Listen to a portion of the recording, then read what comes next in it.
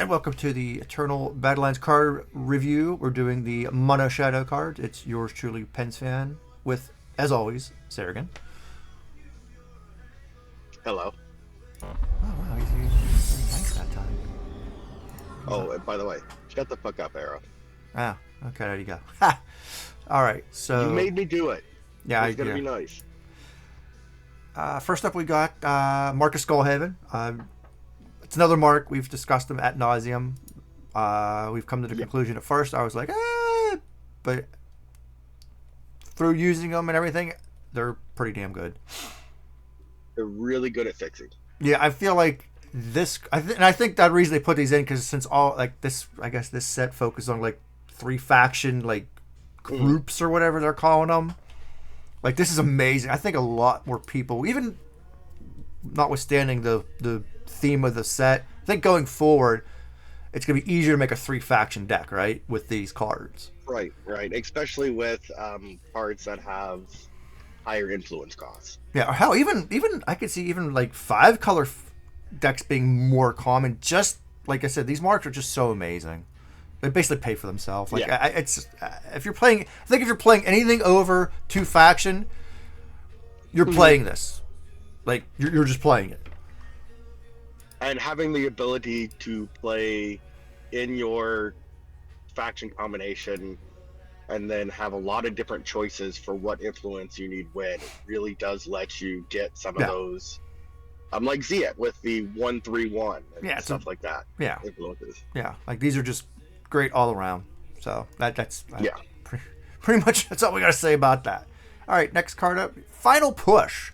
It's a fast spell. Give an attacking unit +3/+3 at the end of the turn. Kill it. This is very interesting to me. Because there's a lot of shadow. I guess they're what Xenon cards, right? There's a lot of Xenon cards that your unit can't die this turn and shit. So you can basically play this, buff a unit, punch face, play the don't die card, and you got extra 3/3 squeezed in there. Like I kind of like that. Put it on recursive units, like we see quite a lot in the reanimator decks, Dawnwalker and that kind of stuff, and give it a permanent buff. I could even. I mean, it'd probably be weird. I could even see playing this on an opponent's unit. Like if you got chumps, but you don't have a removal in hand, toss this on one of their units, you chump it, and you kill it anyway. Like, I if you're desperate, I could see that too. Like I could see that as a use.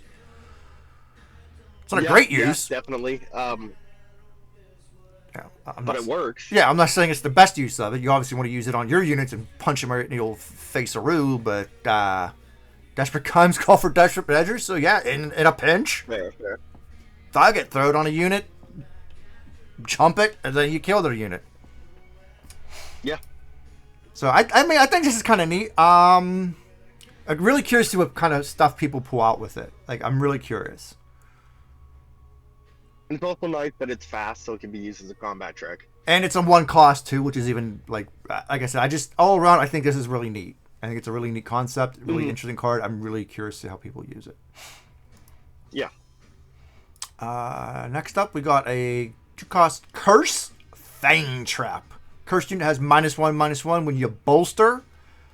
Increase the ability by -2/-2. So from what I've seen in so it starts out at -1/-1. You bolster once, now it's -3/-3, which kills a lot of stuff. So just 1 bolster can kill, like, again, I think this is interesting. I could see curse decks running this, possibly. I would probably try it in a curse deck myself. The problem with the curse deck is how are you going to then fit in all the bolster stuff? Yeah, that's true. You'd have to figure some way out to do that. But if you could, because I mean, there are some curses that do give you life after, like, was it restrained action or whatever? Or no, not restrained action. Is that the one I'm thinking about? No. No. Arcane Restraint. Arcane Restraint, that's it. So that could work because that is a curse, and it would trigger every time. So it's possible. I guess I think this is interesting. I don't know if it's super great though, because like you said, you got to work in the bolsters then. And like a lot of the negative stat curses or spells that are out there, there tends to be some kind of, or generally a diminishing return later on in the game when you start getting into bigger units. Yeah. So you're not getting an immediate removal. You might nerf a threat here, or at least make it less threatening and eventually kill it. But if you need something gone like right now, like Pyros, this is not going to do it. No. But hopefully you have other curses to deal with that. But yeah, like I said, it's an interesting card. That's about all. Interesting. I don't hate it. I don't love it. Interesting. Next up, we got Infamous Huntress. I believe she's a token, right? Or no, she's not a token. No, that's the other one. Okay, so she's 2 cost, 1/1. She's a warrior. She has lifesteal. Her renown. You play a cowardice on an enemy unit. And cowardice, that unit cannot block. I mean, yeah. That's all I got. Yeah. Yeah. Nothing else to say about her. She's a card. I mean, again, this whole renown cycle is not exciting to me. Yeah, I know. It's And this one in particular, I mean, cowardice is, it can't block. That's it. Yeah, so I don't see this ever really seeing constructed play. Nope. She's poop. Moving on. What do we got here? Lurking Widow. Summon. It's a 2 cost, 3/1. Summon. Enemy player discards a top spell or deck. I mean, it's not the worst thing. But it's also not a good thing. No. I mean, again, this seems like draft fodder to me. Draft. I've played it in Forge. It's not terrible to grab against AI. Yeah. But other than that, yeah. I don't put this in a throne deck, I don't think. Yeah. Unless you're looking for like a lot of disruption effects or something, maybe. But other than that, yeah, it's meh. Yeah. I mean, it doesn't discard as well as other things do. No. Yeah, and when you're playing like draft, where removal spells and stuff are at a premium, and combat tricks are actually more prevalent, this might be considerably more useful, but I just don't see it. Next up, we got a 2 cost fast spell. Give a unit +1/+1 and deadly this turn. It's not a bad battle trick. Especially for Shadow, they don't really have a ton of, like, I don't think super great ones. They have some good ones, but not... This one's not terrible. Yeah, again, it's something I can see being used draft. in draft and limited formats. Yeah. I don't... Maybe, limited, yeah, so that'd be Expedition. Yeah, I don't see that in Throne, really, but, we'll see. Mm-hmm. Agreed. Next up, we got Rift Siphon. It's a cursed relic. When a unit hits the cursed player, it hunts 1. This, I think, is pretty cool. I definitely want to see what people do with this thing. Like, because this obviously works with Devour, just discard in general, mill. Like, I can see a bunch of different types of decks wanting to play around with this. Mm-hmm. So, like I said, I'm really curious to see what kind of cool shit people come up with it. I actually, spoiler alert, I may put this on the list at some point. We may do it. I'm just really curious about this card. I think it's okay. Yeah. I think it would be kind of funny in like a rat deck or something like a big worldwide. Oh gosh, that would be gross. Like I said, I just think there's a lot of ideas you can do with it. Yeah, my only issue with it is I feel like there might be some other relics out there that are actually better if you're going the aggressive route. There's the one that gives +2 attack for 4 cost. So, yeah, I mean, if it goes with your strategy, I just don't see a lot of... Most of the mill strategies don't really rely on hitting you, the actual player, that much. they use the mushroom and some other random cards that discard tons of cards at one time. So Yeah, or they throw in the tome and attack in, yeah, or use it defensively even, so you can't really block. yeah. So like I said, I think Yeah, it there's could be. I could see it in those. yeah. I So mean, those you'd are have to great. build around it. Like you said, you just don't throw this in a random shadow deck. I don't think.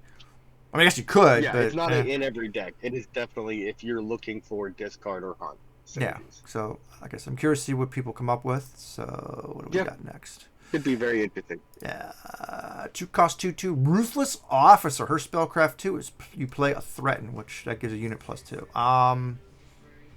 Yeah, she's a rogue soldier. Yeah. She's mediocre.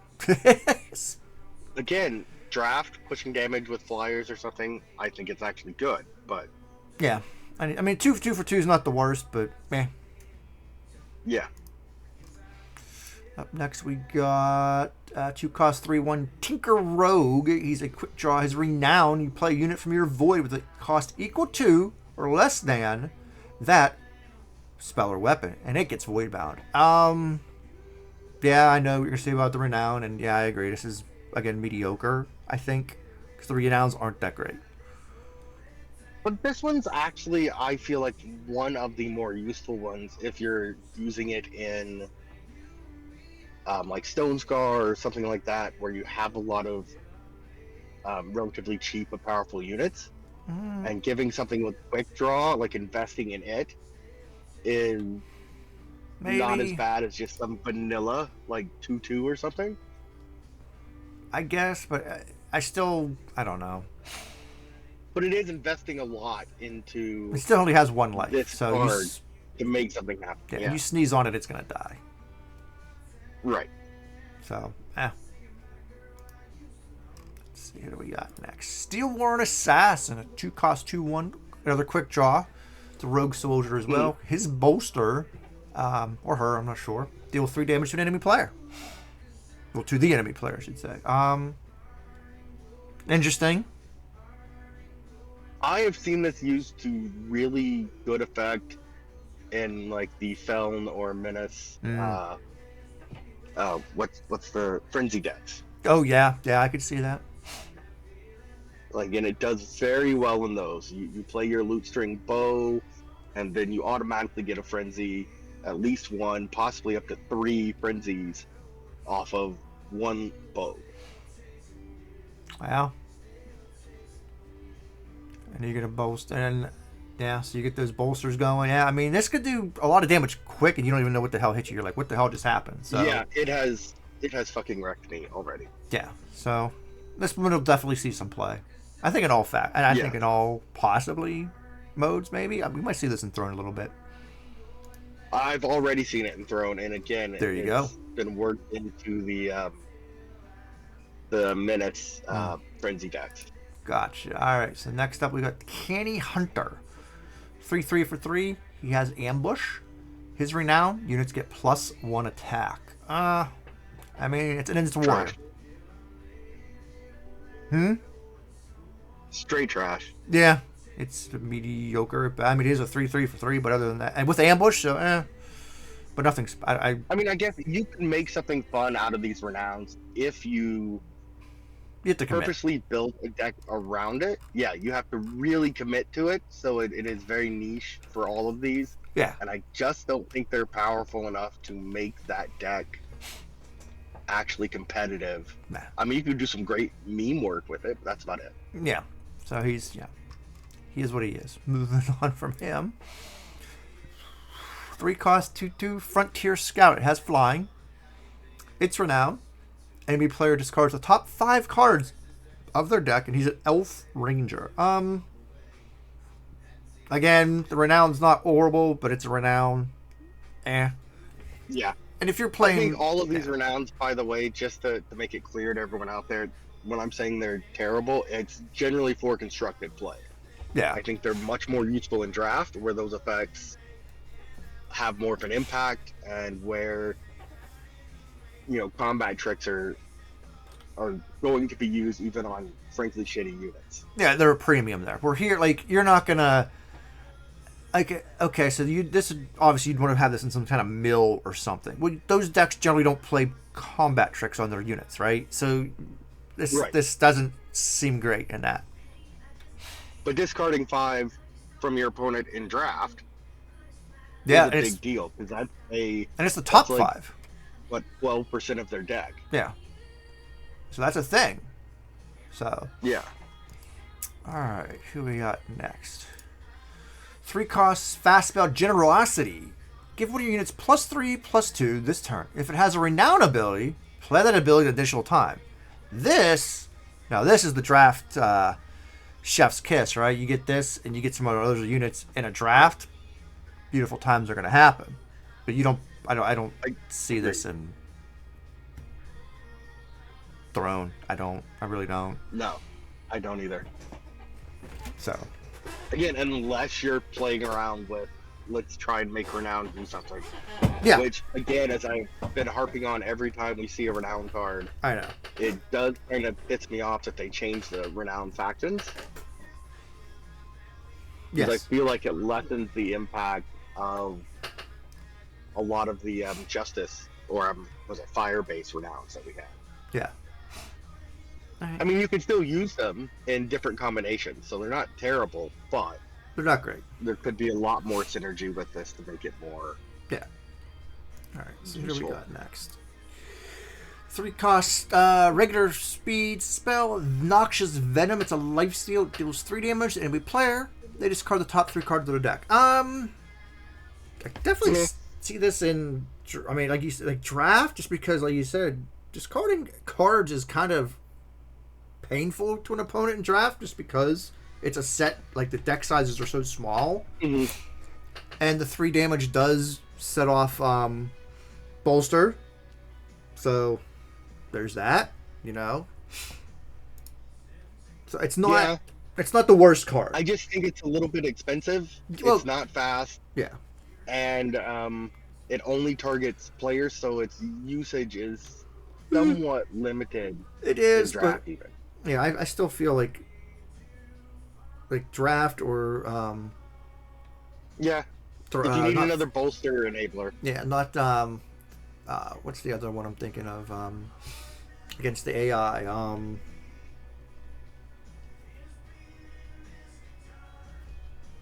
I can't remember what the hell it is. Gauntlet. Huh? Gauntlet? Not Gauntlet, the one you do the kind of draft. Forge. Oh, Forge, yeah. I grab this sometimes when I play Forge because I'm like, oh, well, why not? Mill them. I can't even remember the last time I played. No, I'm trying to grind through it to get all my packs, right? So, reminder, everyone, get your packs from Forge and Gauntlet. Master both, get all your packs. All right, so moving on. What do we got?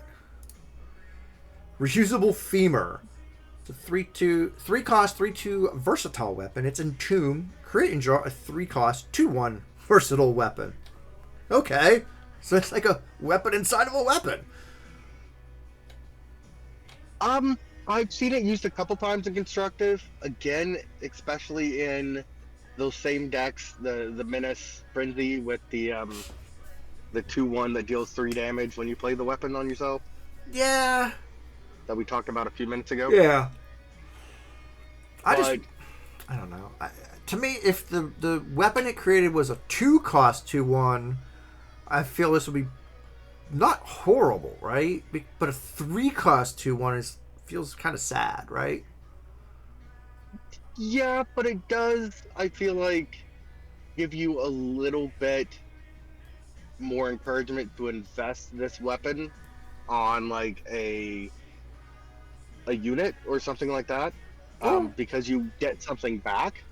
Or I could see using it on yourself. You punch something and kill it, then you take the smaller weapon and then, like you said, you throw that on a unit, maybe. Yeah, exactly.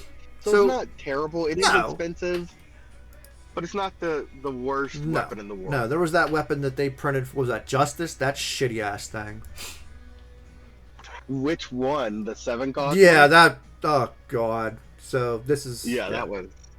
Like I said, I definitely, like you said, you've already seen this. I can see this out there, different places. It's interesting. We put that. It's interesting. Yes. What we got next? 3 cost. Fast spell Sonic Blast. It's a lifesteal 2 damage. Just 3 costs, fast, 2 damage, lifestealer. For constructed, no. In draft, again, if you need that bolster, and it does get rid of some early stuff, but it's still a little bit too expensive. Yeah. But it is fast, so that's somewhat useful. Yeah, well, I mean, if you think about it, Primal has that. I know people tell me in the comments, I can't remember the damn spell. They have a 2 cost fast spell that scouts. And it's only 2 costs. Mm-hmm. This one's 3. Pretty much everything's the same except instead of scout, it's lifesteal. I mean, is Direwolf saying that lifesteal is worth the extra power? I think that's just for the bolster trigger. But is that worth 1 more power than, say, a scout? You know what I'm saying? That's literally the only difference between the 2 cards. I suppose you could also use it to get a little bit of renown off something. I guess. But, yeah, like you said, I guess, yeah, bolster trigger. Or, I mean, worst case, now it's a cheap way for your Xenon lifesteal decks, maybe. You got a removal that can trigger your lifesteal shit. So, I just don't see it being good enough for most Throne. No, but I see some people, maybe budget decks or something, new starting out. I can see it here and there, but not a lot. Mm-hmm. Especially if you're doing something like the Pauper decks. Yeah, Pauper deck, this would not be bad as an option. So, it'll have some limited uses, I think. What do we got next? Mm-hmm. 3 cost 2/2 Theron Sniper. It's a warrior. Her ability, it's a renown. Give an enemy unit minus attack, minus life, equal to the cost of that spell or weapon. I know what you're going to say. Renowns are booty in this set, and I agree. They're not great. So her ability is And if this was 1 cheaper, I could see using it in draft. Yeah, I mean, a 2/2 for 2 is not bad. 2 is not terrible. No. But a 3 cost 2/2 that you then have to invest more in for it to actually do anything. Yeah. No, thank you. Yeah, this makes me sad, this card. So yeah, I'm gonna hard pass on it. Who do we got next? Veli, always watching. He's a 3 cost 2/1. It is a hero. He has unblockable and his bolster. Give a random enemy unit -1/-1, and then increase its ability by -1/-1. He is a rogue soldier. I did see someone playing this in Throne. It actually was kind of annoying. Now?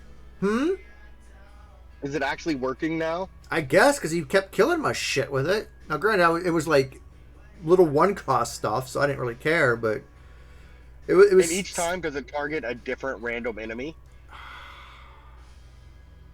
You know, that's a good question, because it seemed to always be hitting my 1/1s. Like, I felt like maybe he was targeting it, so I don't know, man. But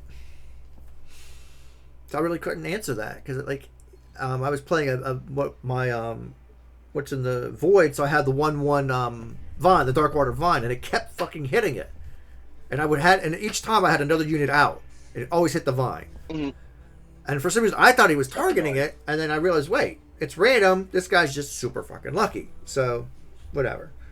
But it was annoying. But it wasn't, like, horrible, you know? Yeah. I don't hate this card. I think it could be fun. Yeah, I don't hate it. Again, it goes into that whole, there's really only 2 ways to build a bolster deck. You're either going for kind of a low-to-the-ground aggressive type, or you're going for like a big unit mid-rangey type. Yeah, I mean, I really just don't see anything else, and there's no in between. It's either big units or aggro. Yeah, and he is a hero if you're doing hero-y stuff, so you can keep that in mind. I don't hate the card, don't love it. That's about all I got. Yeah, I agree. All right, who we got? I just haven't used it much yet, but I can see it being really annoying. Our first legendary from Shadows coming up here. We got Airy Steward. She's a 4 cost 1/1 rogue soldier. Her bolster. You play a 5/5 Albatross with flag, which we saw in the Primal set. It's a Primal card. Um, yeah, I don't know about her. Again, I guess if you're all in on bolster, it's probably not the worst. But again, she's a 1/1, so you just sneeze on her, she's gonna die. And she's 4 I've tried, cost. and that is the biggest problem. Is she just dies so easily to so many things. And she's 4 cost. Like, I feel like, honestly, out of the legendary, she's probably one of the worst ones, I think. Now, if you manage to get a bolster off the same turn you play her, or even better, one on your turn and one on their turn, then you don't care if she lives the next turn. Yeah, that's true. You just got 2 5/5 flyers. Exactly. But she's so fragile. You know what I mean? Yeah, but I think as we see bolster, not just getting more support, but people finding more interesting ways to consistently trigger it. Yeah. I feel like she's high risk, high reward, right? Yes. But I think in a deck where you can safely guarantee a bolster pretty much every turn. Oh, then she's gross.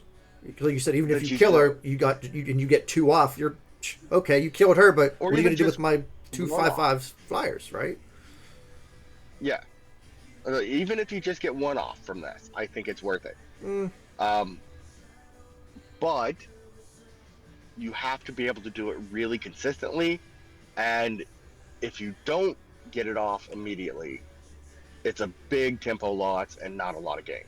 Yeah, like I said, high risk, high reward. If you can, I feel like you definitely don't just throw her out there and hope you can get it to go off next turn. Like you said, you need to get it to go off once.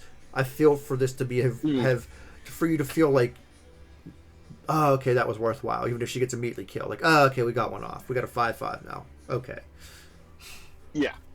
But I do feel like I've been doing with the project bolster and stuff, there are a lot of different ways that we didn't initially kind of think of that do make it reasonable that the second you play a unit, you can trigger a bolster. Yeah. So, like I said, there's possibilities, but it's very high risk, very high reward for her, I feel. And I sort of disagree in the high risk. It's risky because if you don't get the bolster, I feel like that, like you said, it's very bad for you. You just lost a lot of tempo. Okay, it's not going to go in any other deck other than a dedicated bolster deck. Oh yeah, absolutely. You don't just toss. I don't think you put in because you might get something out of it. Yeah, I don't think you just toss her in your. Dran you would put in if you have anything to proc bolster. Yeah, she's not getting tossed in your 150 card shadow deck. Like, no, I don't see that. But I just think we haven't figured out how to make bolster work yet, because I do still think the shadow bolster. Yeah, I mean, it's very strong. Like if you can get it to go off, she's all of a sudden now a very strong card. I'm just questioning that right now. As we're recording, so like you said, maybe a month from now, I'm like, dude, that card's fucking insane now because someone figured out the Da Vinci Code on how to get her to constantly, like you said, go off, and it's just gross. Yeah. But as of right now, I'm kind of like, maybe, I don't know, Fair enough. Yeah. I'm very curious to see what people do with it, though. I will say that. I'm very curious. Next up, another 4 cost. It's another legendary. It's the Confession Inducer. That does not sound good. It's a 0/4. It is a versatile weapon, and it's +1 attack for each unit in your void. I did see someone playing this in a self-mill deck. Luckily, I had jumpers out, and they had to slam into them and not my face. But I definitely could see this in all types of stuff like that. Yeah, Reanimator would love it. Oh, yeah. Even if it's just a market option, I could definitely see them running this. Yeah, for sure. So this is this gets a thumbs up for me. I definitely see some play. Yeah, it's another one I think we could do. Oh, yeah. A build around week on. Oh, easily. What do we got coming up next? Ooh, another, it's 4 cost of 3/4. It's a hero. One Eye Returned. It's unblockable. Devour 7. You play a non-hero unit from your void. I feel like any kind of mill, Devour, like this could be just so good. It's so good.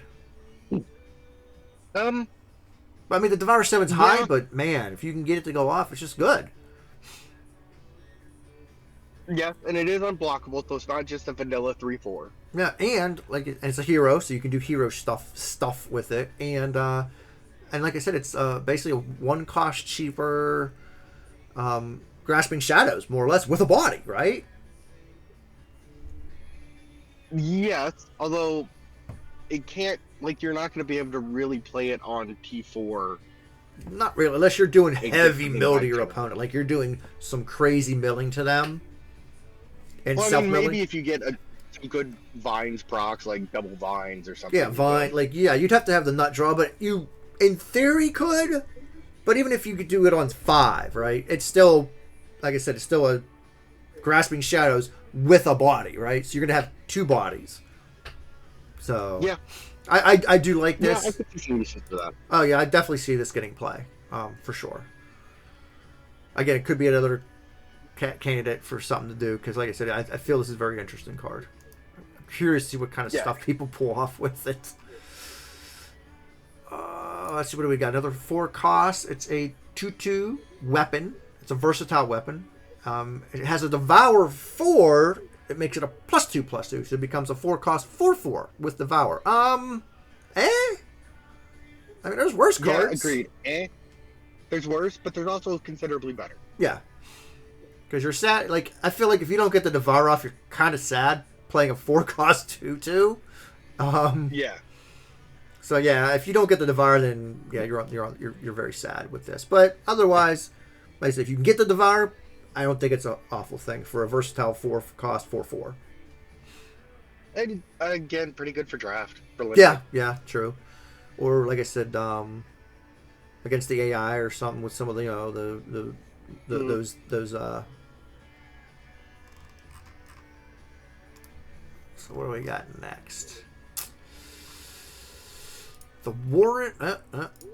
There we go. Warrant Enforcer. It's a 4 cost 3/3. It's bolster +1/+1. It's a rogue soldier.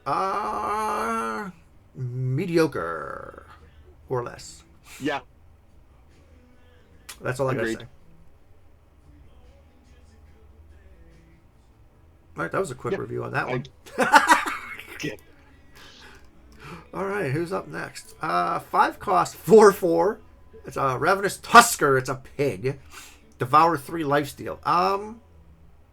Yeah, it's mediocre as well. That's all I got on this one. It's a card. Yeah, it's a card. There we go. Moving on to the next card. Draft fodder. If that, yeah. Next up, we've got a 6 cost 6/4. The Terror Claw. It's a Devour 4. The enemy player will discard 2 cards of their choice from their hand. It's an insect. Draft fodder, if that. It's kind of Yeah. meh.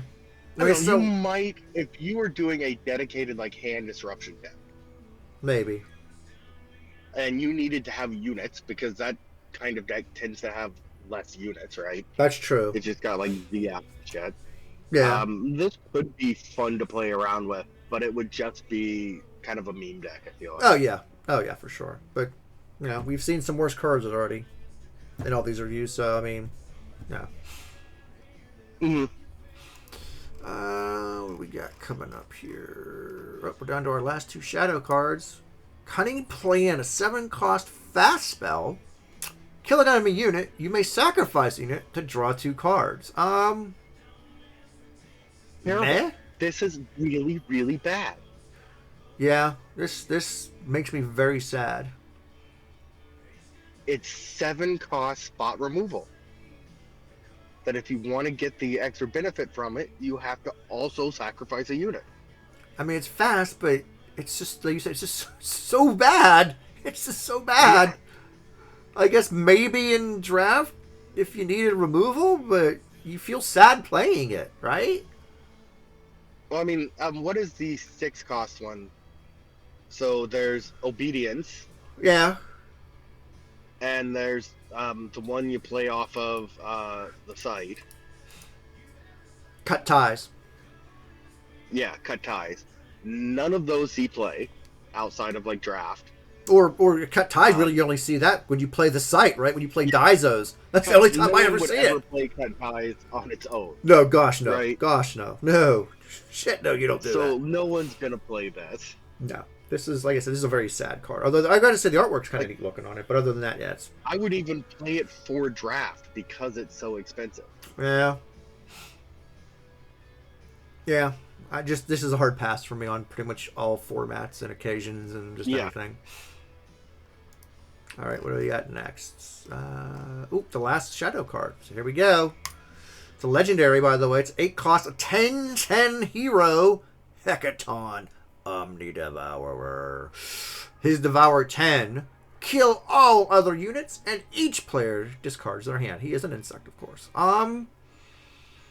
Yeah, this is kind of insane. I don't feel like it's very good. I could see a mill deck maybe tossing this in their market as because like maybe a final like finisher or something. I don't know. You play this and it's. I feel like this is less useful than the original Hecaton. Yeah, I still yes. see very rarely. Yes. Because it is so expensive. I agree. I think the other Hecaton is better than this one, but I would try to put this in a mill heavy deck just to see what the hell it did.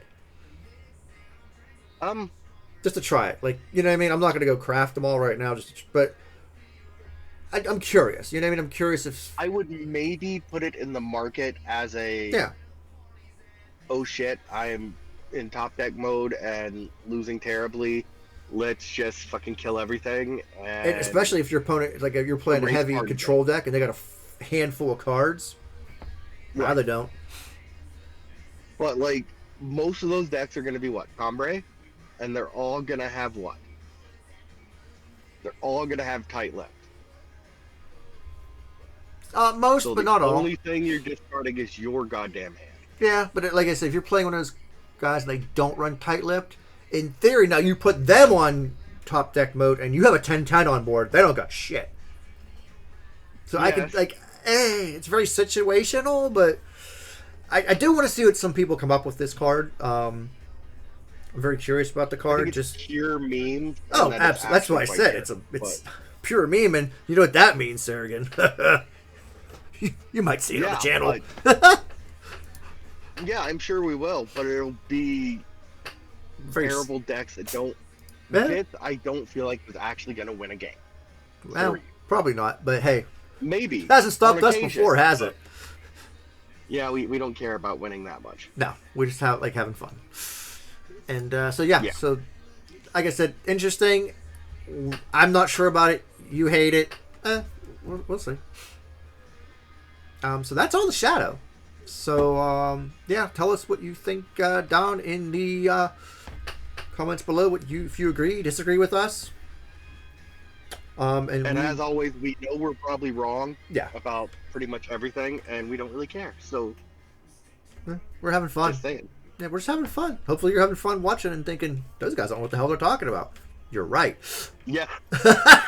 You're right. Well, Seragyn knows slightly more what he's talking about than I do, because he has the ranking to prove it. I don't. So, let us know in the comments below what you think. We'll be back with the multi-faction is the last video left. So hopefully you'll join us for that one. And until next time, thanks for watching, and we'll catch you in the next one. All right.